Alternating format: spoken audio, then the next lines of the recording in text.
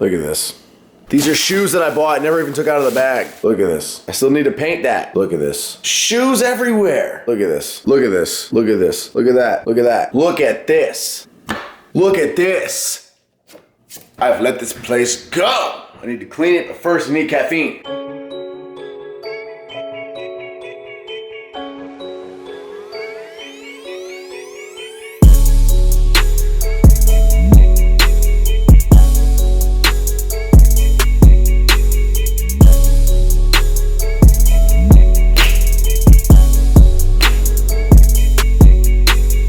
Okay, so fun fact, these end tables are not meant to even be in this room. They're gonna go elsewhere. I also have been telling myself I'm gonna get a TV for this wall, but I haven't because I almost never watch TV down here, ever. I rarely watch TV as it is, and then when I do, it's usually up in my bed, like before I go to bed and stuff. There's been a couple of small times where we have brought the TV down here from my room to watch it for something specific, but I can like count them on one hand. So just use your imagination and make believe there's like a nice TV right there.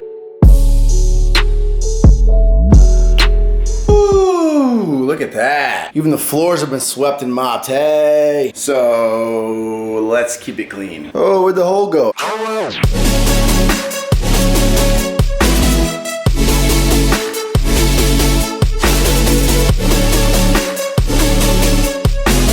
A few of you sent me emails asking me to sign something. I'm honored, I'm flattered, I'm taken back that anyone wants an idiot like me to sign stuff, but I'm doing it happily. Sending your orders out ASAP. Thank you guys. Chipotle's over there across the street, but we're cheating on it with a loco today.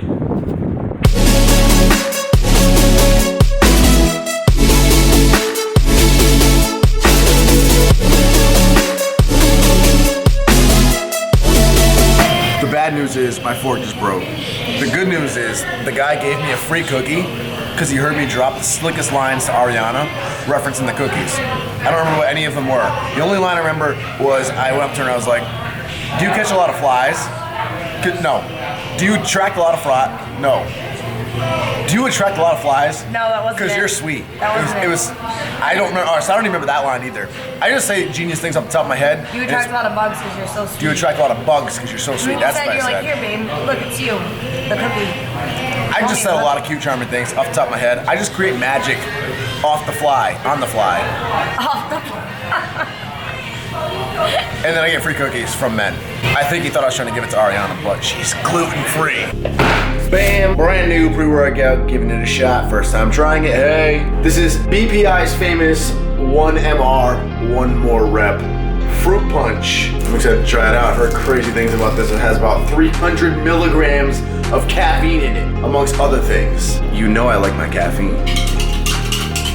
All right, here's having a good long workout and then probably editing like an entire video afterwards and then doing more orders afterwards because this is a lot of energy. That's good. That's actually really, really smooth. It tastes actually like a fruit punch. Because when you smelled it, it had like that strong pre-workout smell. So like I was expecting it to be like kind of sharp tasting or bitter tasting, but they actually did a phenomenal job. This tastes delicious. Let's go.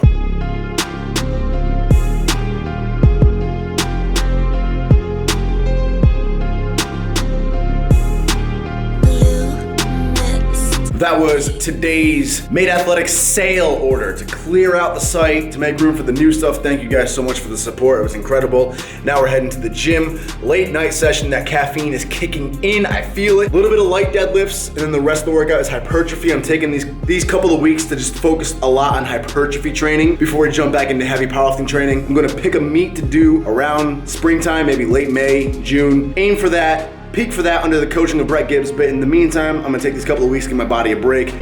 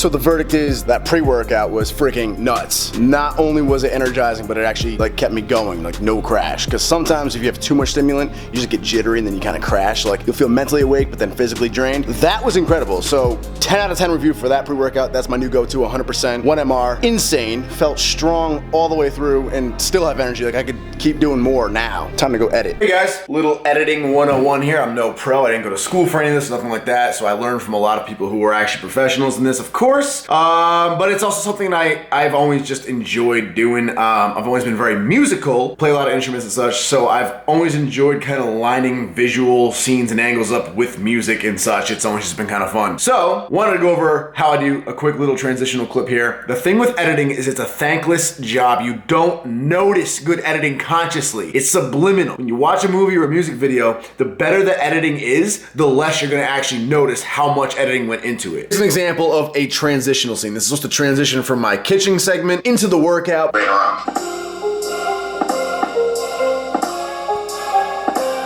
So right there, that little bar zoom in scene. Here's show you exactly what I did. Here's a quick little example. This is a 5.5 second clip, and this is all it really is. So that's using a wide angle lens, and that's just zooming out from the bar as you step the camera forward towards the bar. And the zooming out is gonna open up the entire surroundings, but as you step closer, obviously you're gonna be getting closer to the center of the bar, and it's gonna create that cool little warping feature as you zoom into the bar. See the whole background opens up. It just creates a cool dynamic. But that's all it is, just zooming into the bar and just holding it there for a minute. So I mute everything, obviously, and it has to go with the music. I put the entire clip here and broke it up. So this first part is just zooming in at normal speed, right? Then I took this next part, I reversed it, so now it's backing out from the bar, and I sped it way up, so it's backing out from the bar fast. So it's literally this entire clip just reversed and sped so far up that it's only this short now. After that, I left the rest of the zoom in because it didn't zoom all the way in by the time I cut that clip there. So I let it zoom the rest of the way in, but I sped it up so it zooms in fast right there. Boom, that was it. So this clip should really be about this length. It was zooming all the way in, but I sped it way up. And then here is when I stopped zooming in, and this is just real time. I didn't touch this clip at all. This is just the end of the clip where I'm just paused looking at the bar. And then what I did is I took this entire clip all over again, put it in front of it. So this clip was here twice, and I sped it up so fast that it's only half a second. It just basically,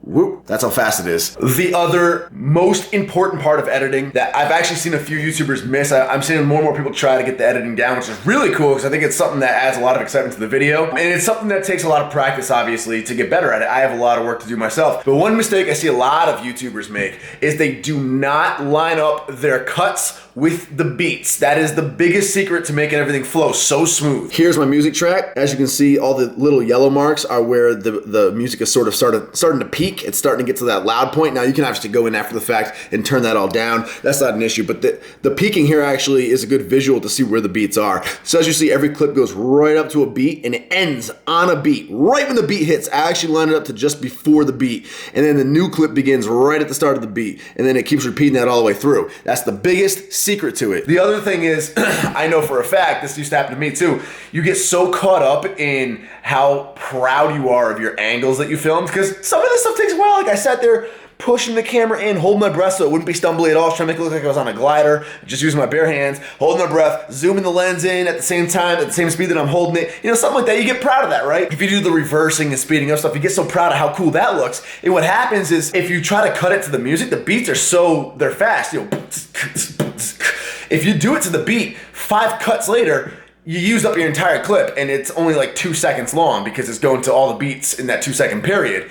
And then you ran out of clip. So a lot of people will be editing like, well, that's too short though. No one's gonna even be able to see the cool angle I just got. No one's gonna be able to see the cool editing I just got. They're not gonna appreciate it. And they try to make it longer and they'll try to fit like multiple beats into one scene. And then what happens is the clip ends up just looking drawn out. And that's when clips start looking awkward. That's when you start getting like, dude, you really just spent that much time showing a barbell on a rack. Or, you know, you can make something really awkward and really boring look really cool if you make sure it's fast and simply transitional. So it's like your brain's not even really picking up on what exactly you're watching. It's just a quick transition to another scene and it looks cool. So had I just had this barbell chilling there, staring at the barbell for the entire time of this beat, even when the beat jumps, you wouldn't really notice that I did that consciously, but in your head you'd be like, all right, that was kind of a long time staring at that barbell. But see, the fact that right when the little double beat hits, boom, I had it back out, or excuse me, zoom in, but do it really fast. That's a lot of action crammed into a quick little half a second beat. And the fact that it's on a boom, it's on a transitional part of the beat makes it so you're just kind of like, wow, yeah, excitement, flashiness. I love this, I'm getting into this. And there you have it, boom.